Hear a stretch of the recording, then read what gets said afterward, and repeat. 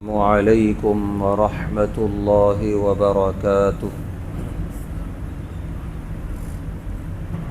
نحمده ونصلی علی رسوله الکریم اما بعد قابل قدر محترم حضرات، معزز نوجوان ساتھیوں، ہفتہ واری درس حدیث میں اللہ کے رسول صلی اللہ علیہ وسلم کی پیاری نصیحتوں کا تذکرہ چل رہا ہے، جن نصیحتوں میں ہمارے لیے سبق ہے، پیغام ہے اور کامیابی ہے۔ پہلی روایت جس کے راوی ہیں حضرت عمر بن خطاب رضی اللہ تعالی عنہ، فرماتے ہیں سمعت رسول اللہ صلی اللہ علیہ وسلم، کہ میں نے اللہ کے رسول صلی اللہ علیہ وسلم سے سنا ہے، فرماتے ہیں کہ لو انکم تتوکلون علی اللہ، اگر تم اللہ پر توکل اور بھروسہ رکھو، حق توکلہ، جیسا کہ توکل کرنے کا حق ہے، جیسا اللہ پر بھروسہ کرنے کا حق ہے ویسا تم اللہ پر توکل رکھو، لرزقکم کما یرزق الطیر، اللہ تمہیں ویسے ہی رزق دیں گے جیسے پرندوں کو دیتے ہیں، تغدو خماصا، کہ پرندے صبح صبح اپنے گھونسلوں سے نکلتے ہیں بھوکے پیٹ، وتروح بطانا، اور شام کو واپس لوٹتے ہیں پیٹ بھر کے۔ ہر دن کا یہ معمول ہے پرندوں کا، چھوٹے سے چھوٹا پرندہ ہو یا بڑے سے بڑا، وہ صبح صبح اپنے گھونسلے سے نکلتا ہے بھوک خالی پیٹ کے عالم میں، اور اللہ پر توکل اور بھروسہ، وہ ادھر ادھر محنت کرتا ہے، ادھر ادھر اڑتا ہے، تلاش کرتا ہے اپنا رزق، اور اللہ اس کی محنت ضائع نہیں کرتے، اتنا اسے دے دیتے ہیں کہ وہ پیٹ بھر کے واپس لوٹتا ہے اور اگلی صبح تک کے لیے پھر وہ مطمئن رہتا ہے۔ انسان بھی محنت تو کرنا ہی ہے، جس طرح پرندہ کر رہا ہے انسان کو بھی کرنا ہے، محنت کیے بغیر گھر میں بیٹھنا نہیں ہے، محنت کے ساتھ ساتھ اللہ پر توکل کرے تو اللہ تبارک و تعالی اسے پرندوں کی طرح رزق دیں گے، کہ وہ خالی ہاتھ گھر سے نکلے گا لیکن جب گھر لوٹے گا تو خالی ہاتھ نہیں ہوگا، اتنا ہوگا کہ اس کا پیٹ بھر جائے، اس کے اہل و عیال کا پیٹ بھر جائے، اتنا اللہ ضرور عطا کریں گے۔ شرط یہ ہے کہ توکل اللہ پر ہو، بھروسہ اللہ پر ہو، رزق دینے والے پر بھروسہ ہو۔ دوسری روایت راوی ہیں حضرت عبداللہ ابن مسعود رضی اللہ تعالی عنہ، فرماتے ہیں قال رسول اللہ صلی اللہ علیہ وسلم، اللہ کے رسول صلی اللہ علیہ وسلم نے ارشاد فرمایا، یا ایھا الناس، اے لوگو، لیس من شیء یقربکم الی الجنہ ویباعدکم من النار الا قد امرتکم بہ، کہ جتنی چیزیں تھیں جنت سے قریب کرنے والی اور جہنم سے دور کرنے والی، ایسی تمام چیزوں کا میں نے تمہیں حکم دے دیا، کوئی چیز ڈھکی چھپی نہیں رہی، جتنے کام جنت کی طرف لے جانے والے اور جہنم سے دور رکھنے والے ہیں وہ سارے کام پیارے نبی صلی اللہ علیہ وسلم نے بتا دیے پوری وضاحت کے ساتھ۔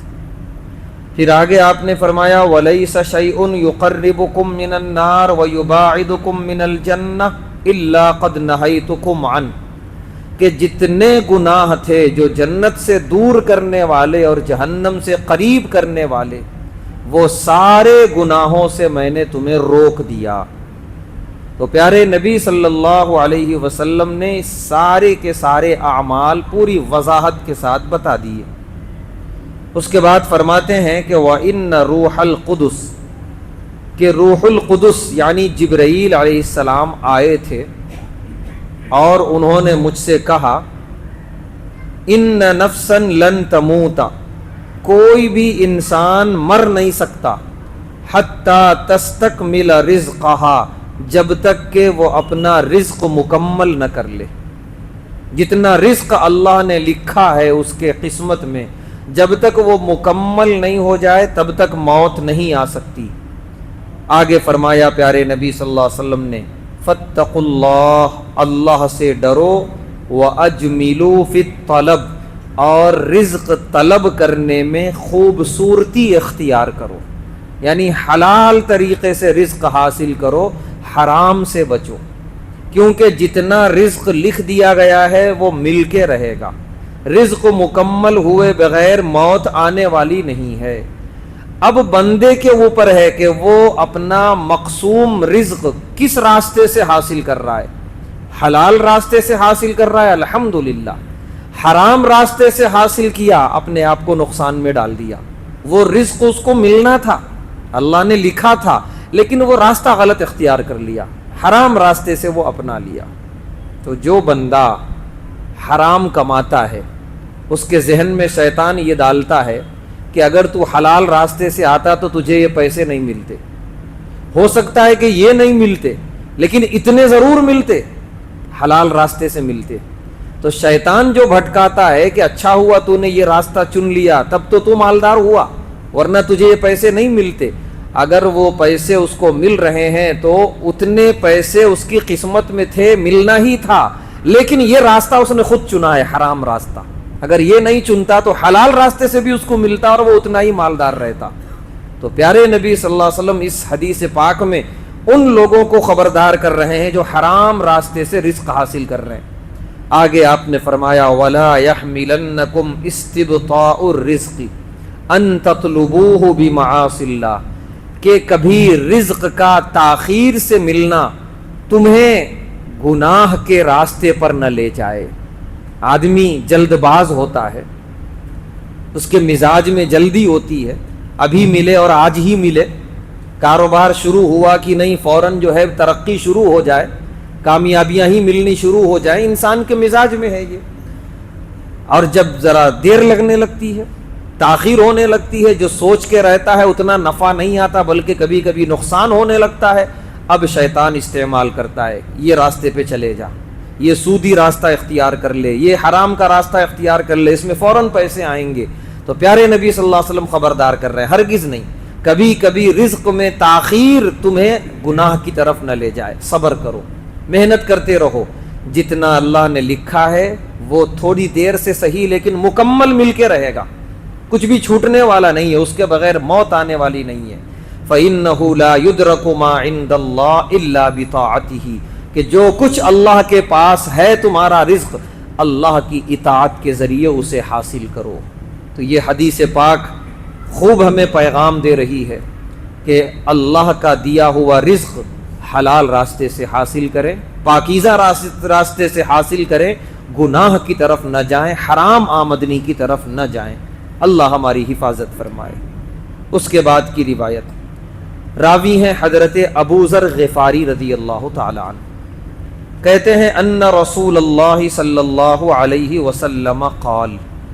اللہ کے رسول صلی اللہ علیہ وسلم نے ارشاد فرمایا، انی لأعلم آیتا، کہ بے شک ایک آیت ہے قرآن کریم کی جو میں جانتا ہوں۔ پیارے نبی صلی اللہ علیہ وسلم نے فرمایا میں جانتا ہوں، لو اخذ الناس بها، اگر لوگ اس آیت پر عمل شروع کر دیں، لکفتہم، وہ ایک آیت ان کی زندگی بھر کے لیے کافی ہو جائے۔ آیت کیا ہے؟ آپ نے پڑھا وہ آیت، وَمَن يَتَّقِ اللَّهَ يَجْعَل لَّهُ مَخْرَجًا، سورہ طلاق پارے 28 کی آیت ہے کہ جو اللہ سے ڈر کے زندگی گزارے گا اللہ اس کے لیے رزق کے دروازے کھولیں گے، وَيَرْزُقْهُ مِنْ حَيْثُ لَا يَحْتَسِبُ، اور وہاں سے اللہ اسے رزق عطا کریں گے جہاں سے اس کو گمان بھی نہیں تھا، امید بھی نہیں تھی۔ تو یہ ایک آیت ہے، پیارے نبی صلی اللہ علیہ وسلم فرما رہے ہیں اس پر عمل کر لیں لوگ، کافی ہو جائے گی آیت۔ عمل کیا کرنا ہے؟ اللہ سے ڈرنا ہے، تقوی اختیار کرنا ہے ہر معاملے میں۔ تو ایک تو یہ ہے کہ تقوی کی بہت ساری فضیلتیں ہیں، ایمان مضبوط ہوتا ہے، آخرت میں بڑے درجات بلند ہوتے ہیں، وہ سارے فضائل تقویٰ کے ہیں اپنی جگہ جو حاصل ہوں گے، اس کے ساتھ خاموش طریقے سے ایک فائدہ یہ ہوگا، رزق کے دروازے کھلتے چلے جائیں گے، اور ایسی ایسی جگہوں سے اللہ ہمارے رزق کا انتظام کریں گے جو ہمارے وہم و گمان میں بھی نہیں تھا۔ کام صرف ایک کرنا ہے، تقویٰ، اللہ سے ڈرنا۔ اللہ ہم سب کو تقوی کی دولت نصیب فرمائے۔ اس کے بعد کی روایت، راوی ہیں حضرت عمرو بن عاص رضی اللہ تعالی عنہ، فرماتے ہیں قال رسول اللہ صلی اللہ علیہ وسلم، اللہ کے رسول صلی اللہ علیہ وسلم نے ارشاد فرمایا، ان قلب بنی آدم، کہ ابن آدم کا دل یعنی انسان کا دل، بکل وادن، ہر وادی میں بھٹکتا رہتا ہے، یعنی انسان کے دل میں ہر طرح کے خیالات آتے ہیں، کبھی یہ خواہش، کبھی وہ امید، کبھی یہ آرزو، کبھی میں ایسا کر لوں تو کبھی ویسا کر لوں، ہمیشہ خیالات آتے ہی رہتے ہیں انسان کے دل کے اندر۔ فمن اتبع قلبہ، جو اپنے دل کی خواہشات کی اتباع میں لگ گیا، جو دل میں خیال آ رہا وہ اس کے پیچھے چلا جا رہا ہے، لم یبال اللہ بأی واد اہلکہ، تو پھر اللہ کو کوئی پرواہ نہیں ہے کہ کون سی وادی میں جا کے وہ ہلاک ہوگا، اس کی خواہشات کہاں لے جا کے اس کو ہلاک اور برباد کر دیں گی، اللہ کو اس کی کوئی پرواہ نہیں ہے، یعنی وہ تباہ ہو جائے گا۔ وَمَن تَوَكَّلَ عَلَى اللَّهِ، اور جو اپنی خواہشات کی اتباع کرنے کے بجائے اللہ پر توکل کیا اور اللہ کے حکم کو اپنی زندگی کا مقصد بنایا، کفاہ الشعب، فرما رہے ہیں کہ اللہ تمام اس کی آرزوؤں و امیدوں کے لیے کافی ہو جائیں گے انشاءاللہ۔ جتنی جائز امیدیں تھیں اللہ سب مکمل کر دیں گے انشاءاللہ۔ ہاں جو گناہ والی خواہشات ہیں وہ تو غلط ہیں، وہ تو پوری نہیں ہوں گی۔ تو اس سے بھی یہ معلوم ہوا کہ آدمی کو چاہیے کہ ہر حال میں اپنے خیالات اور اپنے دل کو اللہ کے حکم کے تابع رکھے، اپنے آپ کو دل کی خواہش کے تابع نہ کرے، ورنہ کون سی وادی میں جا کے ہلاک و برباد ہوگا کوئی نہیں کہہ سکتے۔ اس کے بعد آج کی آخری حدیث، راوی ہیں حضرت جابر رضی اللہ تعالی عنہ، کہتے ہیں غزا مع النبی صلی اللہ علیہ وسلم، کہ انہوں نے ایک غزوہ کیا، ایک سفر کیا پیارے نبی صلی اللہ علیہ وسلم کے ساتھ۔ فلما قفل رسول اللہ صلی اللہ علیہ وسلم، جب اللہ کے رسول صلی اللہ علیہ وسلم نے ایک مقام پہ پڑاؤ کیا، قافلے کو ٹھہرایا، کہ چلتے چلتے جب تھک جاتے تھے، آرام کا تقاضا ہو تو ٹھہرتے تھے، خیمے لگاتے تھے، آرام کرتے تھے۔ فنزل رسول اللہ، پیارے نبی صلی اللہ علیہ وسلم بھی اپنی سواری سے اترے اور ایک سایہ دار درخت دیکھ کر وہاں آپ بیٹھ گئے۔ وتفرق الناس، اور لوگ بھی منتشر ہو گئے، دور دور جھاڑ تھے، درخت تھے، تو جس کو جو جھاڑ کے نیچے جگہ ملی وہاں پر بیٹھ گئے، آرام کرنے لگے۔ تو سارے صحابہ منتشر تھے اور پیارے نبی صلی اللہ علیہ وسلم تنے تنہا ایک درخت کے سائے میں تھے۔ فرماتے ہیں کہ فعلق بها سیفہ، آپ نے اپنی تلوار درخت کی ٹہنی پہ لٹکا دی اور نیچے آپ آرام کرنے لگے۔ وَإِذَا عِندَهُ أَعْرَابِي، اچانک آپ نے دیکھا ایک دیہاتی دشمن سامنے کھڑا ہوا ہے، اور صحابہ دور دور ہیں اور سب آرام کر رہے ہیں، نیند میں ہیں، اور پیارے نبی صلی اللہ علیہ وسلم تنہا ہیں، اور وہ دیہاتی کھڑا ہے اور پیارے نبی صلی اللہ علیہ وسلم کی تلوار اپنے ہاتھ میں لیا ہوا ہے، اور سوال کر رہا ہے مَن یمنعک منی، بتائیے آپ کو اب مجھ سے کون بچائے گا۔ بڑا مشہور واقعہ ہے یہ، بخاری شریف کی روایت، بتائیے اب آپ کو مجھ سے کون بچائے گا، کیونکہ سارے صحابہ آپ کے اتنی دور ہیں اور یہاں آپ تنہا ہیں اور آپ لیٹے ہوئے ہیں آرام سے، میں کھڑا ہوں، میرے ہاتھ میں تلوار ہے، آپ کے ہاتھ میں تلوار نہیں ہے، اب بتائیے آپ کو کون بچائے گا مجھ سے۔ پیارے نبی صلی اللہ علیہ وسلم نے فرمایا اللہ۔ ایک تو نبی کی زبان، اس میں اتنی روحانیت، نورانیت اور رعب، نبی کو اللہ رعب بھی عطا فرماتے ہیں۔ پیارے نبی صلی اللہ علیہ وسلم نے فرمایا میرا رعب 40 میل دور تک پڑتا ہے، کہ دشمن 40 میل دور میرا نام سنے ہیبت میں آ جاتا ہے۔ تو یہاں تو قریب کھڑا تھا، پیارے نبی صلی اللہ علیہ وسلم نے جس توکل سے اللہ کہا، ایسا لرزہ طاری ہوا دشمن پہ، سقط السیف، تلوار اس کے ہاتھ سے چھوٹ گئی اور وہ کانپنے لگا۔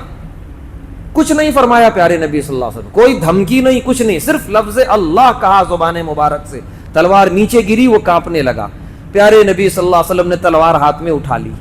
اور آپ نے وہی سوال کیا، من یمنعک منی، اب تجھ کو مجھ سے کون بچائے گا؟ اب اس کا تو ایمان تھا نہیں اللہ پر، اور وہ اپنے خداؤں کا نام کیا لیتا، کوئی خدا اس کو بچانے والا نہیں ہے۔ اب وہ منتیں کرنے لگا، فریاد کرنے لگا کہ آپ رحم دل ہیں، آپ معاف کرنے والے ہیں، آپ درگزر کرنے والے ہیں۔ پیارے نبی صلی اللہ علیہ وسلم مسکرائے اور آپ نے معاف کر دیا۔ اس کے بعد وہ شخص وہاں سے گیا اپنے قبیلے میں جہاں سے بھی وہ آیا تھا، اور آ کر اس نے اپنے قبیلے میں کہا، جئتکم من عند خیر الناس، کہ اس وقت میں بہترین انسان کے پاس سے آیا ہوں، انسانوں میں جو سب سے بہتر ہو سکتا ہے ایسے شخص کے پاس سے آیا ہوں، اور اگر تم سے ہو سکے تو تم بھی چلو اور وہاں چل کے ہم کلمہ پڑھتے ہیں۔ حدیث یہاں پہ ختم ہو گئی۔